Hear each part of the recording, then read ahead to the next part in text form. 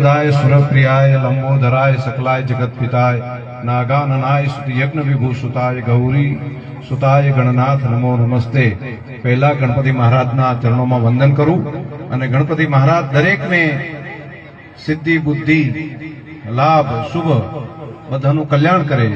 હમણાં ગણેશ ઉત્સવનો કાર્યક્રમ પણ ચાલે છે, એ સમય દરમિયાન જ ગણપતિ મહારાજનું પ્રાણ પ્રતિષ્ઠા એક અદભુત કામ છે।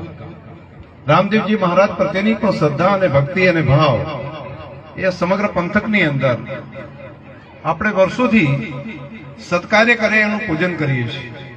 એટલે રામદેવજી ભગવાનને પણ આપણે ઈશ્વરનો અવતાર માની એમની પૂજન અર્ચન આપણે કરીએ છીએ। સૌરાષ્ટ્રથી પણ લોકો ચાલતા ચાલતા રામદેવરા જાય છે, તો સત્કાર્ય બીજાના ભલા માટે એની પરંપરા આપણને બતાવી છે રામદેવજી મહારાજ। ગામના સૌ આગેવાનો અને વડીલોને હું અભિનંદન આપીશ કે આવું સરસ પાછું બધાને વાત કરીને સિદ્ધરાજસિંહભાઈ કહેતા હતા કે બધાએ નક્કી કર્યું કે આપણી હેડના બધાનો ફાળો લઈને કરીએ થોડું થોડું।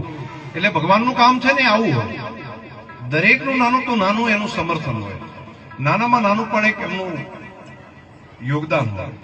એક વખત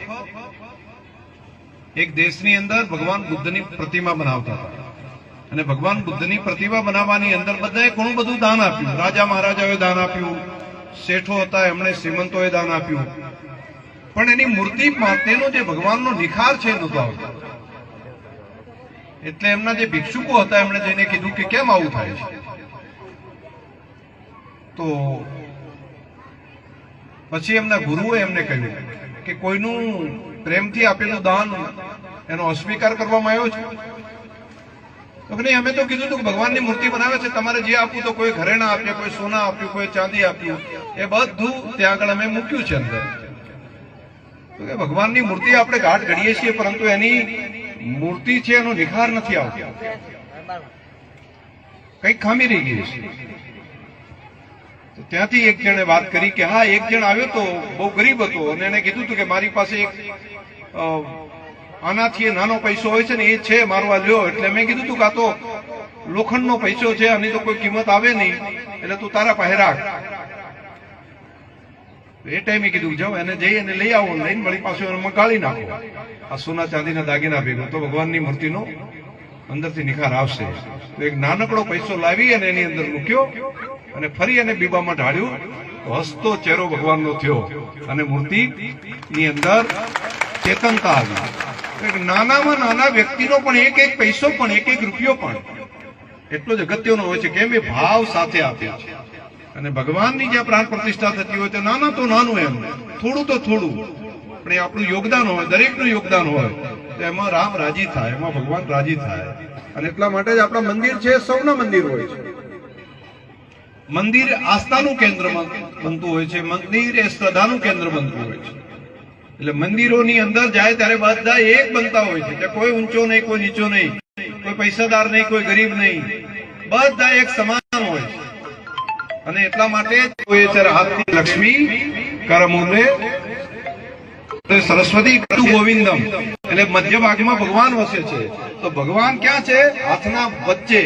તો ત્યાં આગળ જાય ને તો બધી એક હરકી થઈ જાય છે, કોઈ ઊંચી નહીં, કોઈ નીચી નહીં। કર મધ્યે તું ગોવિંદમ પ્રભાતે કર દર્શનમ, રોજે રોજ પ્રભાતે બોલવાનો શ્લોક છે, એની અંદર આપણે બધા ભગવાન પાસે જઈએ તો બધા સમાન છીએ, ઈશ્વરના ચરણોમાં જઈએ તે બધું મૂકીને આપણે જતા હોઈએ છીએ।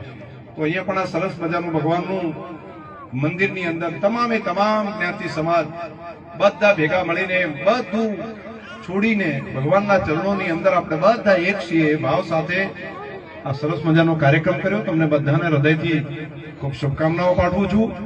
અહીંયા આપણા ગામની અંદર મંદિર માટેના બે માંગણીઓ અગાઉ આવી હતી, તો મને વડીલોએ મળ્યા હતા ત્યારે પણ મને કીધું હતું કે એક શિવ મંદિર છે, તો શિવ મંદિરમાં કોમ્યુનિટી હોલ માટે ગયા વર્ષે હતા તો 5 લાખ રૂપિયાની માંગણી વાત કરી હતી, પણ પછી પાછળથી આવી કે ના આટલામાં તો નહીં, હજુ બીજા 5 લાખ કરો।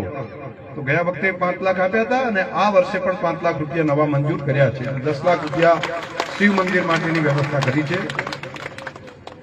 એક અહીંયા આપણે રામપીર ગોળિયા રામાપીર ગોળિયા શાળા એના સેનિટેશન માટેની માંગણી એક કરી હતી મને કે દીકરીઓને દીકરાઓને બધાને અલગ અલગ સેનિટેશનની વ્યવસ્થા હોય તો એના માટે કરીને 2 લાખ રૂપિયા આ વર્ષની અંદર મંજૂર કર્યા છે. તો એની પણ જાણકારી તમને બધાને આપું છું. એક સોલંકી વાસની અંદર કુળદેવી માતાના મંદિર પાસે પેવર બ્લોક માટેની એક માગણી હતી, તો 2 લાખ રૂપિયા એની અંદર પણ એક મંજૂર કર્યા છે. તો એની પણ જાણકારી આપું છું.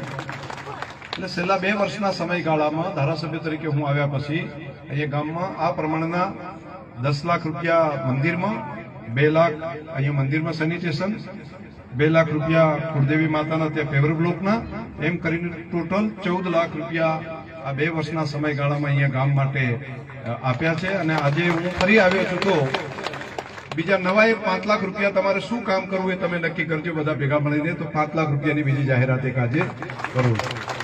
તો આ કામ તમે કરતા રહો એટલે 21 થશે, આ 14 ને 5 બીજા 1 થશે, એટલે તમે સારા કામ અલગ અલગ ભેગા મળીને કરી શકશો.